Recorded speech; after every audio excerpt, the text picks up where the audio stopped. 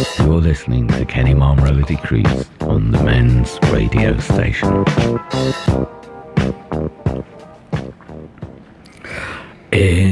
Hello, my name's Kenny Mammarella-D'Cruz. Welcome to the men's radio station.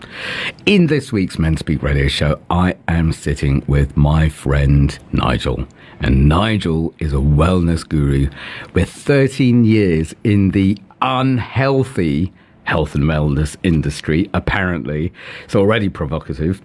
That led him to create the Alive and Thrive program for long-term sustainable health. Nigel's mission is helping others increase their energy and vitality so they can make even more impact in the world. And already I'm a little bit paranoid because I wonder whether these people who need increased energy and vitality are middle-aged men who are losing their mojo. They most definitely are. Really? So yeah. Do you mainly work with middle-aged men, or who do you work with? And who do you work... Do you know what? Forget about them. Let's talk about you. Definitely. We can go to them later. Yeah. Do you know, one of the main things that I was just saying this to you before we went on. One of the main things I really like about you is I have seen you kind of like become a day-to-day life, modern-day hero, where... I'll tell you what, let's start with this story. You told me a story about the way in the past you were very hypersensitive to what was going on around you and stuff like that. And then you noticed yourself standing in the street. So do you know what I'm referring to? Yeah, no, it's funny enough, I was standing on Leytonstone tube or underground station platform, and I just noticed that I was just like relaxed for the first time in my life. I wasn't thinking about someone coming up and pushing me on the tracks. So is that what you generally used to think? Like all your life? Yeah, I mean, I still get that glimpses of that now and again, but that whole thing of, you know, people waiting to pounce on me or some nutter ready to push me on the tracks. So have you had these thoughts since you've been like, how old are you now? I am 43. So have you had these thoughts in your 40s? I've had those as far back as I can remember. They've always been... 30s, 20s, teens, even younger? I don't think I've ever known a time, really, when I wasn't poised for some sort of attack or getting ready for a fight or something like that, yeah. So all your life, you've been kind of expecting someone to do something. Yeah. So all your life you've been like hypersensitive, super sensitive, who's around, what's going on. Yeah, pretty much. It's like being on alert 24/7, yeah. Wow. And did people do this to you? I think I didn't really experience anything unsimilar to what friends might have experienced, you know, the typical sort of rivalry of things. And I remember, you know, getting mugged quite a bit when I was younger. Really? Yeah, it was. So quite a bit means it was like I remember going down to back then at the arcades in Leytonstone. Right. And it was like, you know, you would know to put your money in your socks or in your shoes. You get out some sweaty £20 note, give it to the cashier there, get on with that sort of thing. Gross. But you know, you sort of knew these little tactics, which were survival, really, I think. So it's not like you didn't want to be mugged. You expect to be mugged. You just didn't want them to take your dosh. That's right. Yeah. Wow. Because it's you know, it's one thing being mugged, but it's when you actually get the stuff taken off you, that's where the humiliation almost sets in. So it was more about humiliation? I think so, yeah. For me, like the guys that were doing the mugging seemed to be much bigger, much older, and just generally more experienced streetwise, maybe, I don't know. When you say mugging, I guess I wonder about things like blood and broken limbs, and you know, I've had a fear since I was very young about if I hit someone hard in the face, then I would probably have my hand kind of lodged in their skull, kind of feeling their thoughts between my fingers, thinking, oh my God, I'm going to be so in trouble. and they're probably still alive, and running around with my, and how many Hail Marys is that going to cost? Wow, and that's graphic. I know. Well, these are the fantasies that kept me away from violence, because I also had a fantasy of, say, being pushed, banging my head, and then ending up some sort of a vegetable being fed by my mother, and not knowing her actually enjoying me being a baby again, and kind of being trapped. And so I have this, but the way that you talk about a mugging is, it's not about the violence, it's not about death and guts and blood. It's about humiliation and 20 quid in your sock. And it's about how you feel after it. How? Yeah. How? It's the fact that you fit, even as a boy, I can remember feeling not man enough or not brave enough to take on the aggressors. But there's one you, and there's how many of them, plus they're bigger. True. But this is more emotional. I guess I just watched too many films as a kid, I thought of Rambo and it's just like taking on armies or whatever.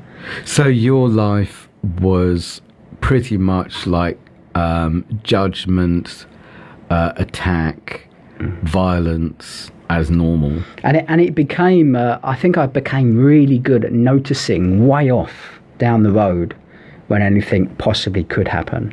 See, you got super sensitive to your environment. Oh, God, yeah. And this was about blokes that might be a threat. Yeah, essentially. So you could sniff trouble. Yeah. So personal question number one. Don't forget, same as the men's groups, you're allowed to say pass at any stage and there's no pressure. Superb. But don't overdo it. It's my show. So, super sensitive to the attack of men. Were you attacked at home, in school, in your street? Was it that personal, or was it strangers mugging you? I think I had some of that in my personal life. I used to kid myself that, getting a good hiding now and again was actually pretty good for me. Wow. I felt it sort of toughened me up. And I think there's probably still part of me that saw some good that came out of me. What good? Me being kind of, I guess, slapped now and again, or whacked now and again. What good, though? Good question. I think it went into my adult life, which is like, well, if I've sort of grown up with some of that, and if I've been out on the street and I've had, been belted in the face or something, then to some extent, when it comes to me again, maybe I'll be a little bit more conditioned. I'll be a little bit more ready for those type of things. So the violence was to prepare you to avoid the violence next time. Yeah. And if you didn't avoid it, to not feel it as much. And not feel ashamed that I essentially shit myself if something happened.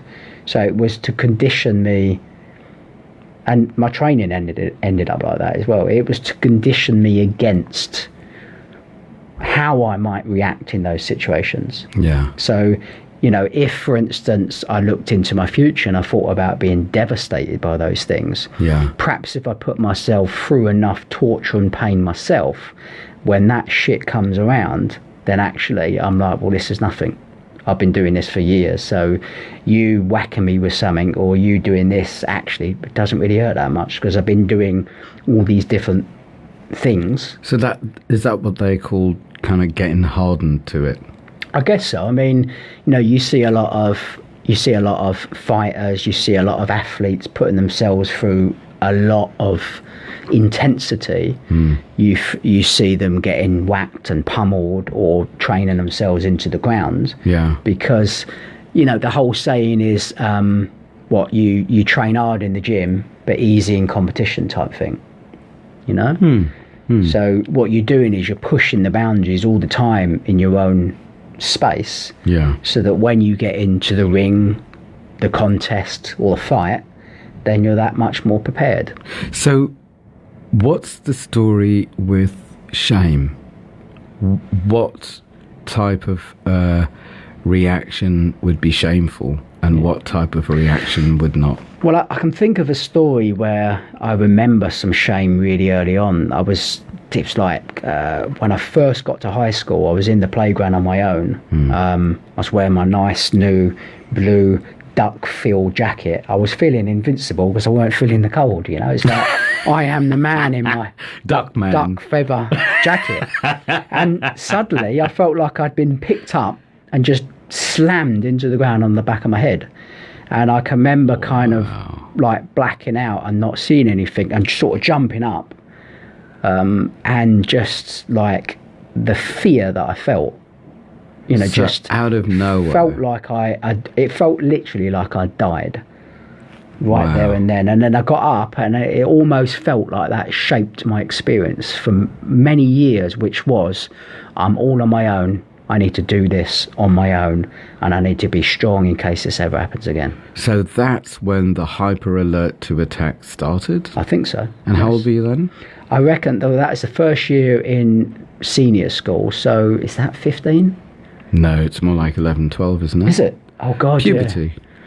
Yeah. Sure. Yeah, maybe it was that. Yeah, it was that early, yeah. Wow. Yeah. And before that, were you, like, did that experience change you?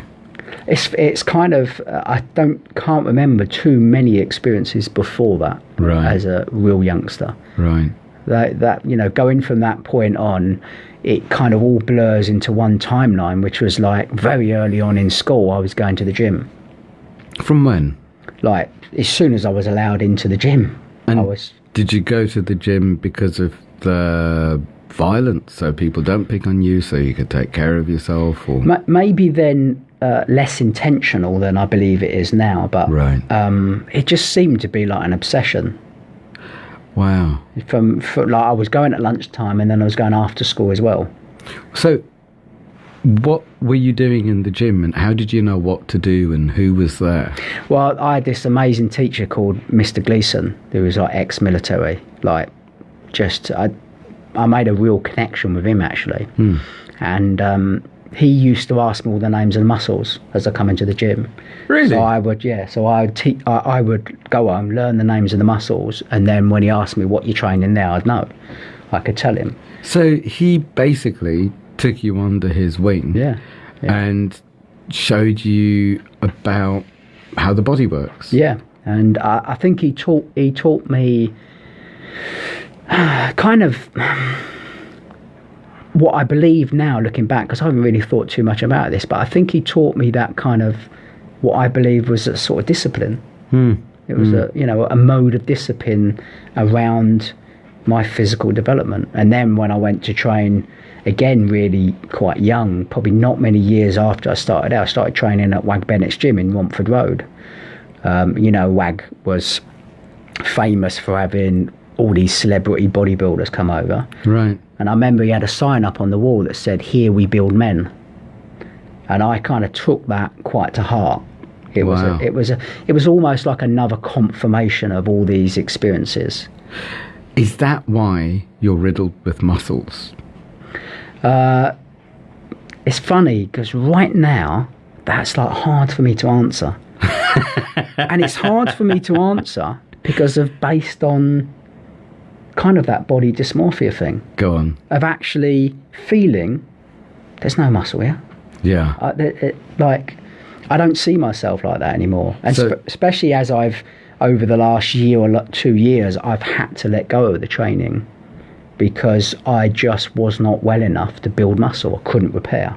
So tell us the story about body dysmorphia and not being well, and how, because what I haven't heard about before is this Mr. Gleason.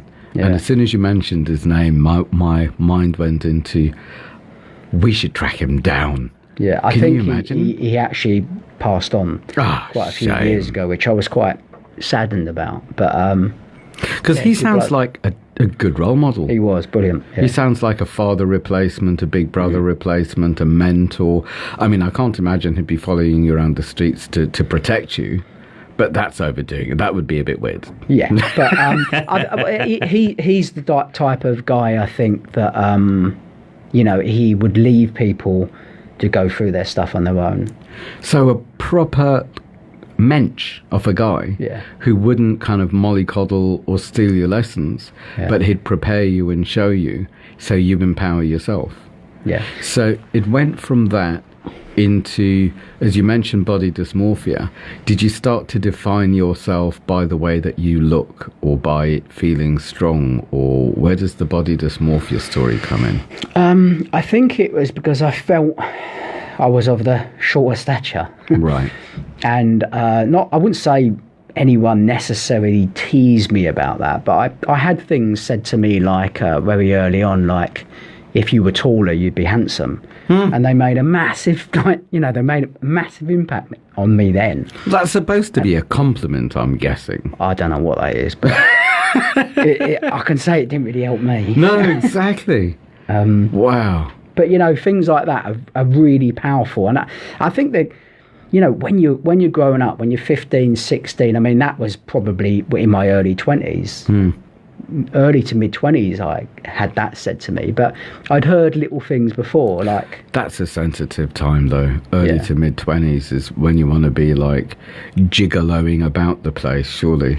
True, I was anything but that. I was just in the gym, right? Literally. Was the gym a place to avoid, or a place to be safe, or it's your just, domain? To me, I felt when I walked in there, it just felt like I could shut out the outside world. Right. And I could then, like, in terms of Wags, part of his gym was in the church. And it was so kind of symbolic to me. Like, it was actually an ongoing joke to people. Like, oh, where are you off to? I'm like, I'm going to church. Little did they know that I was pushing myself close to something really bad happening. Wow. Yeah. So where did it go? By you saying something really bad happening and the way you've mentioned? Well, we used to do mad things, like we used to load up this bar with 10 45-pound plates either side, and we'd walk out with our bodies trembling to the point where one false step and I don't know what would have happened. But wow. So why did you do that? Again, it was like that. I just wanted to push myself to the limits, and if it felt scary in terms of training, I felt I was doing the right thing. So it wasn't really peer pressure, it was you. Yeah. I was like, in my own head, I was like just a demon, I think. The things I used to say to myself, like if someone said that to me now, well, I don't know what would happen, but I wouldn't take that from someone saying those type of things I used to say in my own head about myself. So the stuff you used to say to yourself, you made up. It's not something that other people said to you and then you listened to and took on. Yeah, it didn't feel like it came from anywhere else. And I think that's, for me, that was the hardest bit. It was like I was well and truly fighting myself.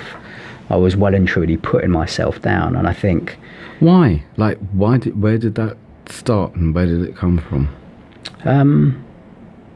Again, a good question in terms of, like, as I've got older, I've seen it in different ways. Like when I was growing up, I just saw it as, why is everyone else so weak?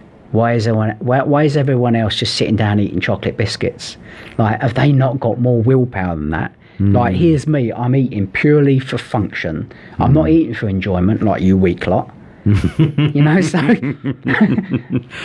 So was there a line that went, I might not be tall enough to be handsome, but at least I'm not stuffing my face with stuff like you are, you stupid idiots? Yeah, pretty much. And there was a line in Pumping Iron from a guy in there that was training around Arnold at the time, and the guy that was filming interviewed him, and he said something along the line of, my dad was taller, so if I couldn't be as tall as him, I wanted to be as wide as him. Wow. So I think things like that made impact on me. Wow. And it was almost like, in some ways, I liked that being smaller. In some instances, I liked being more inconspicuous because I wanted to opt out. I wanted to fade into the background. Because if you're tall, then people might pick on you or something? I guess so, yeah. Yeah, I guess it's... Well, I don't know whether, even for tall people, in some ways, have you got to, forgive the pun, you've got to live up to something. Yeah. Like, at least I didn't have to live up to that. Yeah. But the same, you know, when you feel you're smaller, you know, you go into clubs and you get some tall bloke rub you on the head and hello mate, No. you know, and it's just like, I've even had that from a woman in a restaurant that was serving me. That was serving you? Yeah. Right, so the story is, I wanted apple pie and custard, right? I mean, it's normal. Pie, not crumble. No, this is apple pie. And Well, then you deserve the abuse. oh God, come on. Bit easier than that. I know apple pie and custard, but Right. she didn't do it with apple pie and custard. She did it apple pie and ice cream, and I was like, what? And then, in a really sarcastic manner, she rubbed my head and said, "Oh, don't worry, I'll get you some custard." You are kidding. So I used to. It felt And like, she got away with that? yeah, because I didn't say anything at the time. I was so fuming. Wow. I wanted to chuck a table out the window. So where in all these years did this rage go? Because it sounds... It went into my training. It just So went. it fueled your training? Yeah. Hence the larger-than-life and muscles. I took all of that and I said, right, and I remember actually saying, I know what I'm going to do with this. Wow. Do you know, I can relate to that because I remember, 15 years ago, I was enraged by someone and it was eating me away and I didn't know what to do. And I actually joined the council gym on, is it Bethnal Green Road? There's an old gym that apparently was started to get people off the streets after the war to put their energy into something. And we got EU funding and it was full of local East End people, loads of cab drivers, some really muscly women. And I was used to muscly women because I used to be, marketing manager of Maxi Muscle. So I got to meet a lot of like muscle people. It was just really weird. And that's what I did with it. With my rage, I trained and I didn't feel any effort and it didn't hurt and there was nothing and the muscles were like a byproduct. Yeah. But it just got the rage out. Yeah. So when you were training, firstly, it sounds like you had a really good role model. Secondly, it sounds like a place where you exorcised negative emotions out of you. Mm-hmm. What else? And thirdly, it was your bubble away from the big bad world. What else did it give you?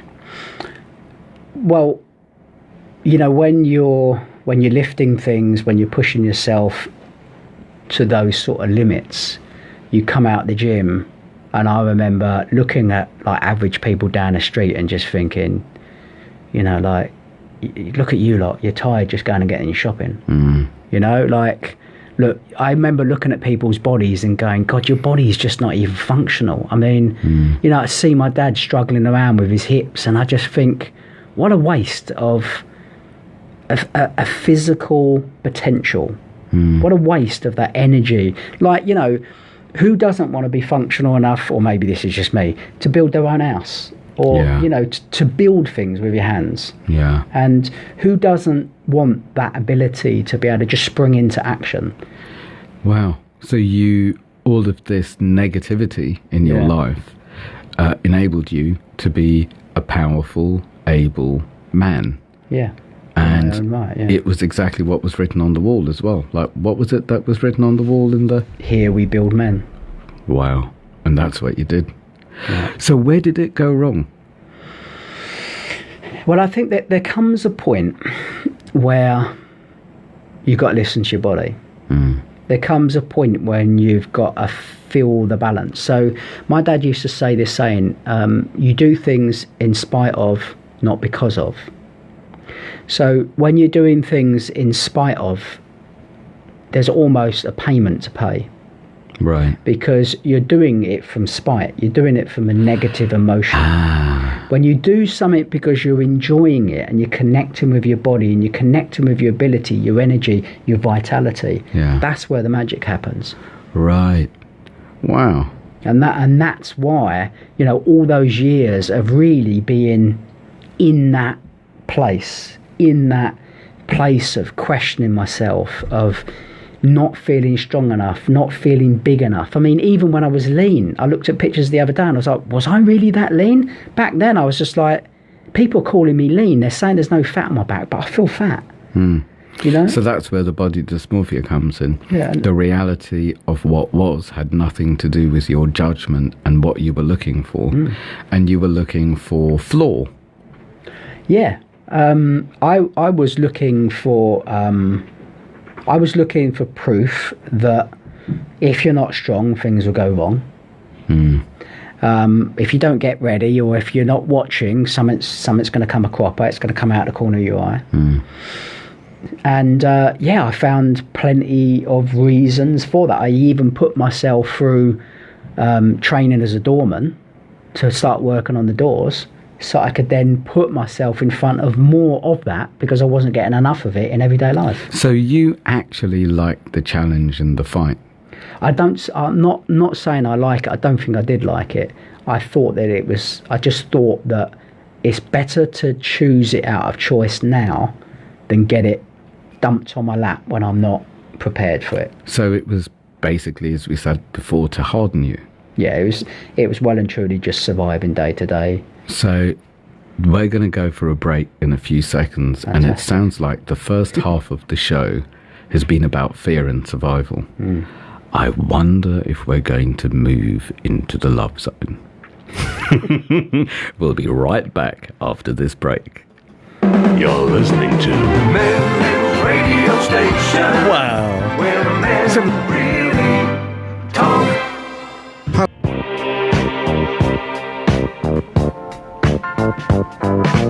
You're listening to Kenny Mammarella-D'Cruz on the Men's Radio Station. Welcome back. Now, we left in fear. And I guess I'm the kind of guy that kind of goes, well, there are two choices. With every situation in life, there are two choices. There's the choice of love and there's the choice of fear. Easy to say, but to live that, I can't just turn it around in a second. Can you? Can you choose when you're in fear or when you're angry, and can you change your state in any way? I think my latest word for that is appreciation. Right. To turn things around, it's like to appreciate what I have in the moment. And when did that start? How did you? Fairly recently, actually, I think. Pretty recent in being able to focus on all that we have rather than it being taken away. You know, or the many years that I thought about taking it away on my own. You know, it's like, and now deciding, hang on a second, like, I'm here for a bigger purpose. What do you mean taking it away on your own? I suppose that was my code word for saying fantasizing about committing suicide. I thought so. Yeah. And what brought that up? When would you go to those places? I think I went to those places very, very regular. Like when you felt on a downer or helpless or humiliated, or like how regularly? Helpless? You know what? It could come on. It could come on just from a conversation that I had when I went out. So you went straight into self-loathing? Yeah, I think it was like a default setting. Yeah. And can you kind of like walk us through it? Because I wouldn't be surprised if this is actually very common. And it might be that you're going to name something that other people think and feel and think they're on their own, and it's their dirty little secret. Yeah. How much can I swear on this show? We are not the BBC. So I remember not so long ago, actually, I went to Borough Market and I was with my girlfriend and stepdaughter, and we got in a conversation with a guy in the market, and I was like I was stressed because I don't like busy places, right? So I was already a little bit on edge. And I got talking to this guy, and he was like almost your typical Cockney guy on a market, you know, confident, always probably shouting. And I got a conversation with him, and straight away it seemed to be like all this banter and trying to get one up on me. And I was just like, I was actually, as he was talking and as he was kind of telling me what guy he thought I was. And I was just He was telling you? Yeah, he was just basically saying, he was saying something, he was going into the whole political stuff and Brexit, which it's not really my thing. Yeah. And I said to him something along the lines of whoever was the person he was talking about, I said, I bet you wouldn't mind sitting down and having a beer with them, would you? Whoa. Yeah, I went straight in there, didn't I? And of course he was giving it all, oh, I wouldn't sit down with that prick. You know, I wouldn't do this, that, and the other, and all the rest of it. And he's like, oh, you got me so wrong, and all this. And it was just this. It was this constant flow of banter. And I was actually there thinking, why am I getting this right now? Am I getting it because I got a shaved head like you? Am I getting it because I stand with a good posture and you're interpreting that as being someone that thinks he can have it, or you know, he's gonna take it out on you in a minute? Why the fuck is this coming to me? Yeah. And I was just like. I was just puzzled to why. And as I walked off, he gave me this little thing like, oh, remember, 2 eyes for looking and one for one of these things like that. And I just thought to myself, but that idiot just spent all the time yapping. Oh, it was 2 ears for listening and one mouth for talking. So he's telling you. So he's trying to tell me to talk a little less, and I'm thinking that idiot did nothing but talk. And as I went away, like, I think I spent 2 days going, yeah, it's got to be something to do with me, mate. Was I standing there? Was I being a bit intimidating? Did he think that I wanted to have a row? So you kind of took responsibility for it against your better judgment. Yeah, and then. It's funny enough, after I chatted with a mate Paul, and he just pointed out, you know, some guys are just pricks. You know, they are. They're just out and out ready. I used to think this is the funny analogy, I used to think of men as sharks, right? You give them just one little drop of blood and they will come in there and work out your weaknesses, and they will attack those weaknesses. That is the way to kill another man. Humiliation and abandonment, big time. isn't it? And I think I must have experienced that on many different levels, because for me it was great looking apart because no one had even talked to me. So they wouldn't even get the opportunity to start in that conversation. And I remember feeling my first ever gym that I went to work at, I was petrified of talking to people. Like, it was even to the point where some person came up and pretended they give me a £20 note and they should have got more change back. I was straight in the till, ready to give them more change because I thought they were like telling the truth, because I was just so, you know, like embarrassed. Yeah. Wow. How come you've turned out so good? You seem... Because I don't shut up. I don't stop, that's why. You seem incredibly self-aware, level-headed, emotionally literate and available. Logically, you can name the times where you've had suicidal thoughts and all sorts of madness, and you know they're not true, you've let them pass. How did you turn it around? I thought of an imagery, an analogy the other day. A friend said to me years ago, you wear your heart on your sleeve. Yeah. And I actually really feel now like my heart's firmly where it belongs, in my chest. You know, it's not a fucking badge of sensitivity anymore. So you're not proving anything to anyone. And that's what I think it was before. It's like, look, here I am. Here's me, like, I'm down the gym and I give every ounce to it and all the rest of it. And so you're in your armour in the old days. The muscles was like armour. Now it's just almost like that armour's just moulded into part of just my soft skin. Right. So no wonder you don't notice things like the way that you look or anything. Yeah. Because you don't need, it's not a sales pitch or a defence. It just happens to be the body that follows your heart and spirit around. Yeah, God, I mean, that sounded quite nice, didn't it? It did. It had a nice flow with it. Very poetic. Yeah, I think it was a change from being in your body to living with it. You know, living as part of it. And I think that's what my change has been in the last few years, where I'm actually, at one point I had another sensitivity, which was drawing people to me that hated their bodies. Right. And I was constantly filled with emotion because I knew what it felt like to hate yourself. So because you knew that place, you attracted people in that place that you could help out.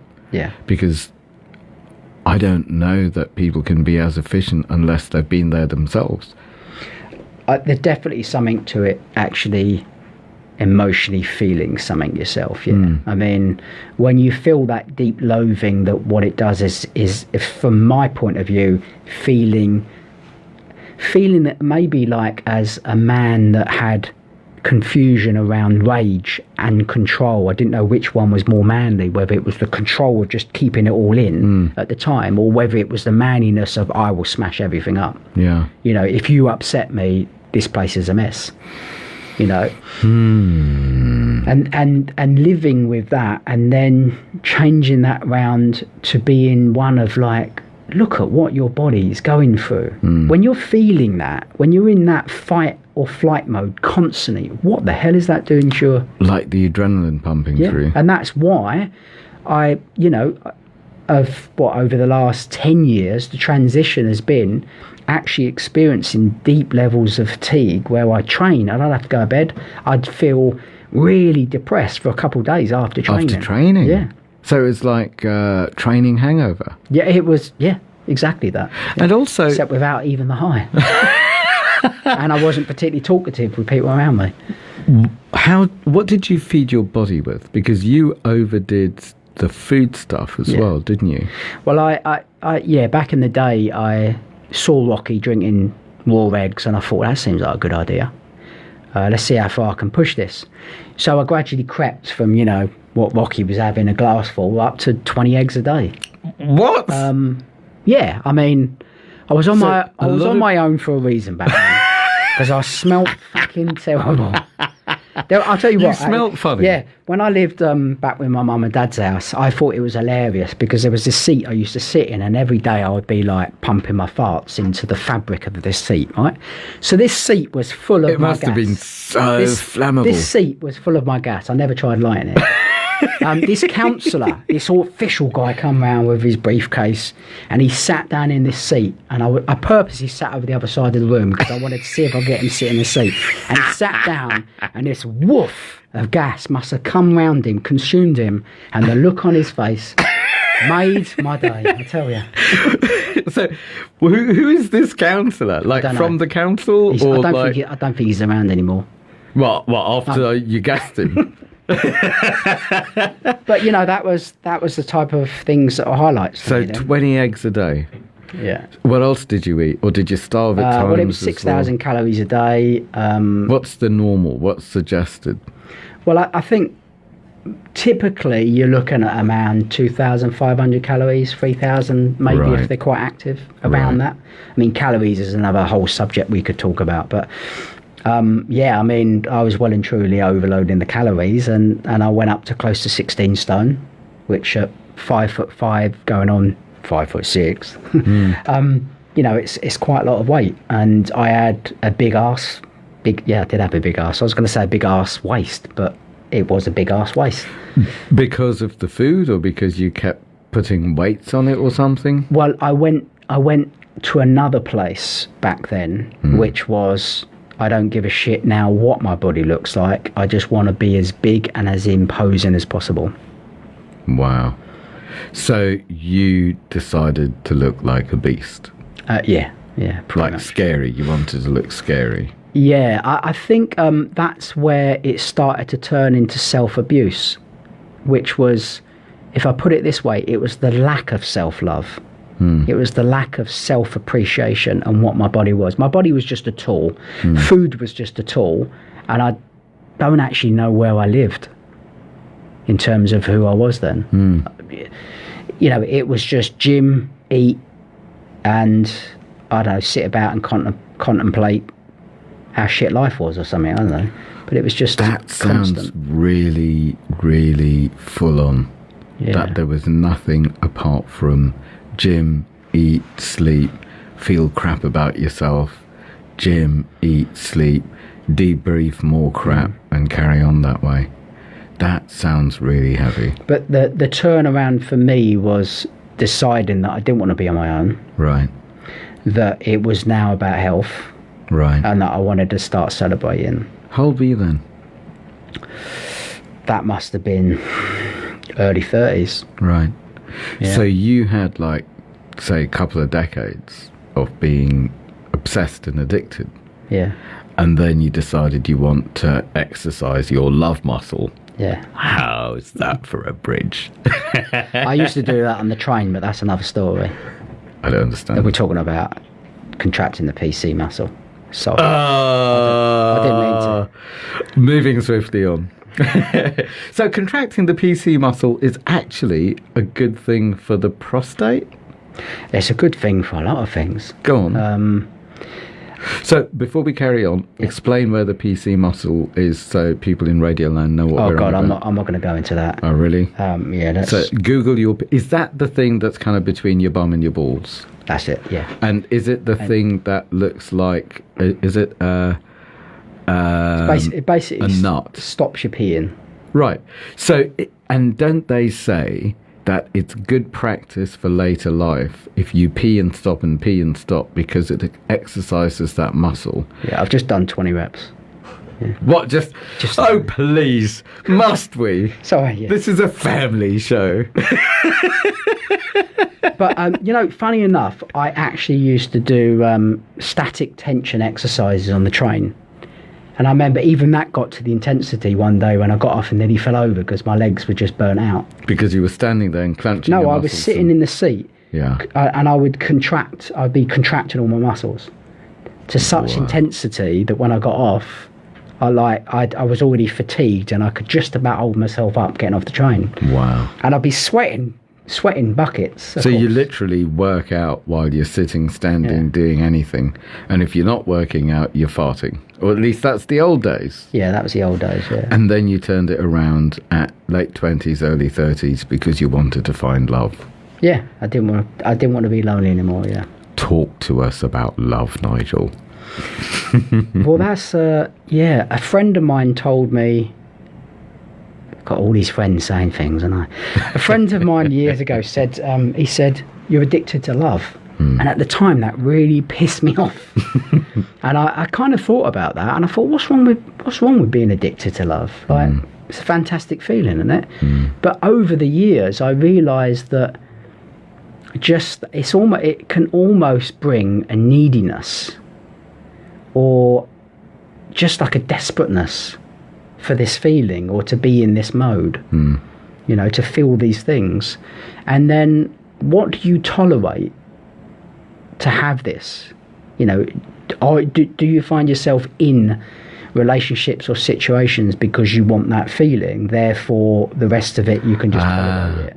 So it's like what you tolerate is the cost in order to have get- the love thing. Yeah. So it's a pay. And also the desperateness that when you've got something that feels that good, oh God, I can't let that slip away. Yeah. So Yeah.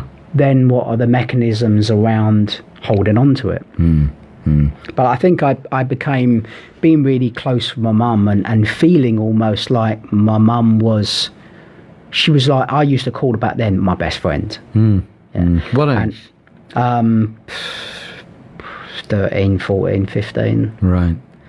Yeah, so I used to think of her as the person I could tell anything, Yeah. you know, and So you didn't have male protection, but you had female understanding and safety. yeah, Right. and kind of an unspoken sensitivity, because she was really sensitive to the moods of my dad and how he was feeling, and Right. or, I can remember my perception of it was like, well, leave him alone, let's go out, or let's. So he was unmanageable. So Yeah. if he's in a mood, make space. Well, funny enough, looking back at it and looking back at how he acted, I can see the similarities, but when I have suffered that fatigue, how it changes you as a person, because it does make you really short-tempered, you can't concentrate, Yeah. memory issues. So I look back at him and I was hard on him. And then since his transition recently, my positive way of putting it, of course, It means a different thing these days. Yeah, and it means so much more to me than the typical view of looking at that. But anyway, I can see that what he was suffering from was a version of fatigue. And I think that's why I'm so passionate about it now for me, because, you know, we all talk about great sleep, but we don't really talk about properly resting. We don't talk about recuperation. It's just sleep. It's just a function. Switching off rather than But it's just so much more. And this is the problem where people are not connected to their bodies, and they're not connected to the natural rhythms of our body. So for me, that's what, when I say alive, feeling like I'm thriving. And my domain name, of course, is Feeling Amazing. That's why I chose it, because for me, like, feeling amazing was what I always dreamed of. Yeah. What I felt I deserved. It was my birthright. It was my innate ability to have that. So I'm now hearing, was it feelingamazing.com? Yeah. And the program is called Alive and Thrive. Yeah.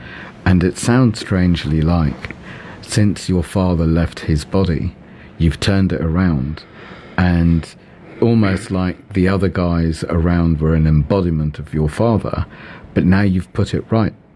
Somehow it sounds like, did that inform the work that you do to pass on? I drifted off a little bit there, sorry, when you were saying that. Well, do you know, I have that effect on people.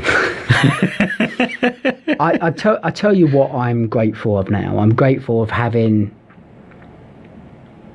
real men around me. Right. And this is what really pisses me off, is about the health and fitness industry. And the reason why I call it unhealthy is because you can bet your bottom dollar that in most gyms there can be a selection of really quite unhealthy men. And I'm not saying unhealthy the way they look, even though some of them, you know, have got single number body fat levels, and yet they're at home crying over a pot of Nutella, you know, at the end of competition time. You can look apart, but just inside, the reason why you're doing all these things is just so dysfunctional. It's so harmful to yourself and pushing yourself, and this is why vitality is so important, because people don't nurture things. It's like having a sports car. You know, you just, there it is, you start it up, you're revving it from the word go, and you're straight out the door racing off to I don't know where, because it's all about speed. It's not about, you know, like Grace. Warming things up. Yeah. Getting into it and appreciating things. So tell us what you do with Alive and Thrive. Is this somehow the way you've turned it around and passed it on in a healthy way?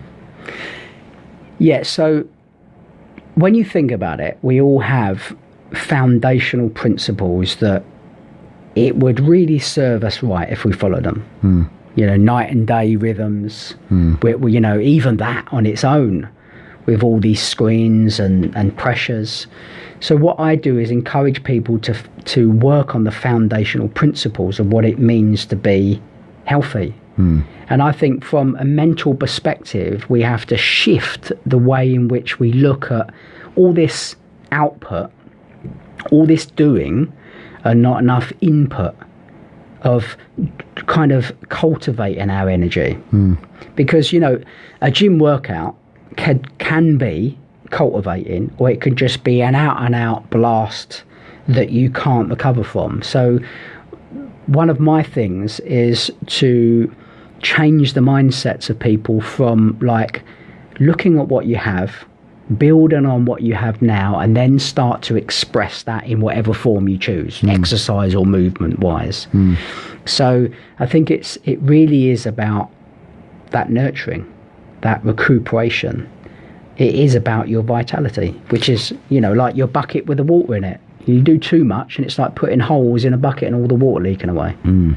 And how do you run the program? Is it individual or group, live or online, or It's a online group scenario. right? So everyone all over the world can take part, Everyone, yeah. and they So need to be there at the same time. Yeah, so with it's a each other. Zoom-focused online coaching and educational session. That's all the rage. That's what everyone's doing these days, isn't it? It's the way people get access to the best without having to move to wherever it is that they are. Well, in some ways, you've got learning in the place where you're most receptible, Yeah. place of rest or recuperation. Yeah.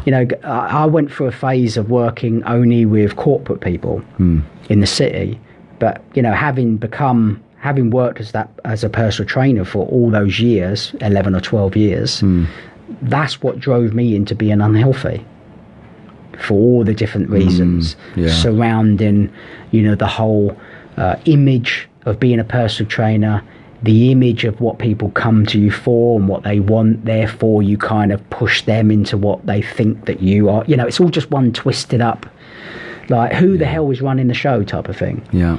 Do you know, another thing that I'm really chuffed that you do is you do a lot more public speaking these days, don't you? Yeah. And I really love that you do. I mean, we've done some together on stage and video and stuff. What I love about it is you're not a multi-syllabled smart ass that's telling everyone what to do. Yeah. It seems that, I mean, we've experienced this today. The way that you have talked personally about your own story and where you failed and where you succeeded and how you've turned it around. So do people go onto the same website to book you for public speaking and stuff like that? Yeah, I mean, if anyone wants to touch base, it's feelingamazing.com. And who do you subscribe like and- to speak to? Oh, okay, let's get clear. I'm guessing you will speak to anyone as long as they listen. No, I don't actually. So who do you like to speak to, and what is your area? Well, look, at the end of the day, a saying comes to mind that, and I know it's a bit of a naff saying, you can lead a horse to water, but you can't teach it to drink. Yeah. So for me, people are in such a rush to get somewhere. I haven't got the time to slow everyone down. It's only people that are ready, that are at that point, which is like, look, I've tried so many years, like just similar to how I was. Maybe I can shorten it for you. Yeah. Not 30 years, maybe it will be 13 months. But people are so brainwashed, they're so occupied, they're so on their screens all the time that it's really hard to get through to people. So unless people are kind of ready and are willing to take on that core message, which is, you got to appreciate what you got to start increasing your energy and vitality. At least you're in that. If you're not in that mindset, then carry on blasting yourself. So from physical and emotional and mental self-abuse, you've taken that raw energy and turned it into information, health, vitality, how to really take care of yourself, beyond fearing other people and having to fight, beyond having to have like muscles of armor so people don't mess. And you're getting down to authentic men and women taking care of themselves. Yeah, and celebrating the body they live in. Wow, that's so well put. Celebrate. How many people do that? I mean, even when it's on Instagram, I don't think there's a lot of celebration going on there. What's your take on body dysmorphia and social media these days? Toning my language down a bit fucking annoys me. So how do we fix it? What is the way out for those that are still addicted? Too many people are addicted to influencers. Yeah. So, and influencers, they're just trying to do what they can. People are doing what they can to create hype. And I appreciate that. I know sometimes I sound a bit sore about that. But I just think that the more community and the more getting together and talking real, like, that's what this is all about. That's what I've seen you turn into, not just with love, but in the community. People really like you, respect you. They tell their secrets. You tell stories. You hang out. You laugh. seeing you today compared to how long ago did I meet you? Like, I don't know, 5 years or something. Yeah, like that, yeah. Totally different person. You have turned it around in your life so quickly, and the way that I see you get on with people and pass it on is absolutely awesome. Have we run out of time at awesome? We have more time. How cool is that? 3 minutes. What are we supposed to do in 3 minutes? We can go above awesome, which is basically feeling amazing. Tell me about feeling amazing.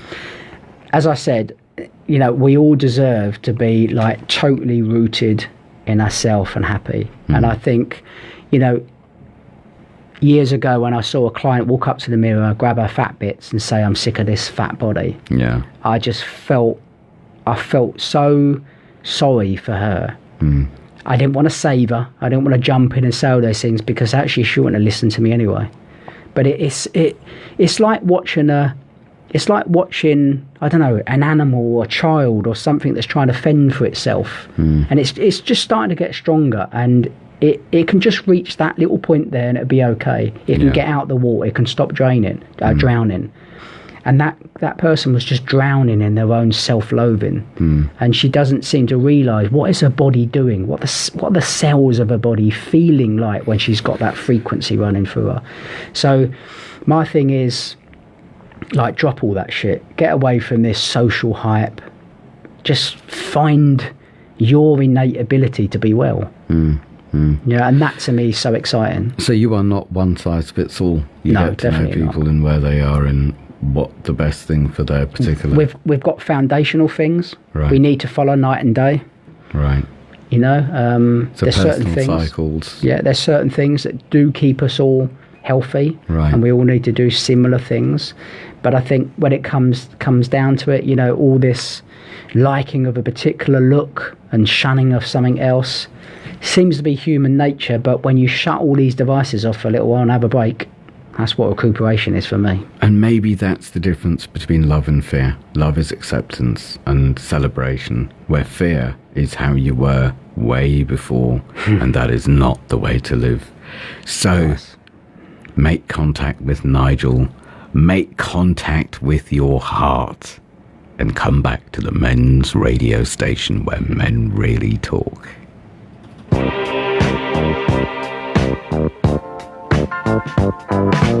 You're listening to Kenny Mammarella-D'Cruz on the men's radio station.